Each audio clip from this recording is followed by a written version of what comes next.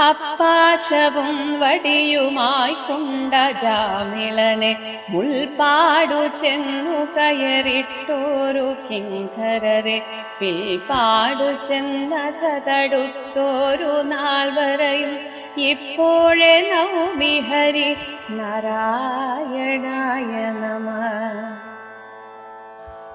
കഷ്ടം ഭവാനയൊരു പാണ്ഡ്യൻ ഭജിച്ചളവഗസ്ത്യേന നീപത ശപിപ്പിച്ചതെന്തിനിഹ നക്രേണ കാൽ കഥ കടിപ്പിച്ചതെന്തിനിതും ഓർക്കാവതല്ല ഹരി നാരായണായ നമഃ.